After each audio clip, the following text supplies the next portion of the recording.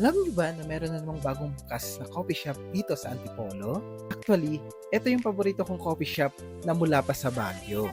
Finally! Meron na silang bagong branch dito sa Rizal. At eto nga yung Foam Coffee. Foam Coffee Antipolo branch is located at Sumulong Highway, Palos Verde Subdivision entrance. Open sila daily from 10 a.m. to 10 p.m. So, pwede kayong mag-coffee break anytime. Bale, naka-soft opening pa lang sila ngayon.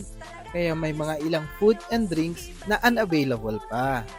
Pero don't worry, siguradong magkakaroon sila ng full menu soon. Isa sa mga downside dito, very limited lang yung parking space. Kaya mas maganda kung pupunta kayo ng weekdays. Pero para sa akin, perfect din tong place na to para mag-chill or mag-chit-chat with friends. Kung mapapansin nyo, very modern yung design at very aesthetic ng theme. Maganda, maliwalas, at very spacious ng coffee shop. Bale, high ceiling na rin siya with second floor and alfresco dining. Okay, tara. Share ko naman sa inyo kung anong in-order namin. Bale, ang in-order ko pala itong sea salt latte at sa kasama ko naman itong parang strawberry siya na latte. Grabe, sobrang sarap ng tamis at alat. Perfect combination.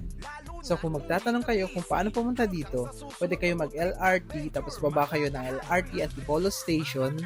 Tapos pwede kayo mag-jeepney or e-trike from LRT 2 station papuntang Antipolo Bayan. Sabihin nyo na lang sa driver na Palos Verdes. Then bababa kayo sa may Jerry's Grill.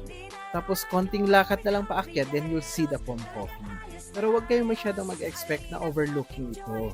Pero kita nyo naman yung sunset, medyo sa far away nga lang.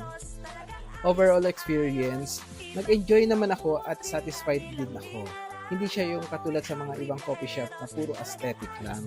Sigurado akong babalikan ko ito. Thank you for watching. See you on our next food trip adventure mga kahangry. Adios!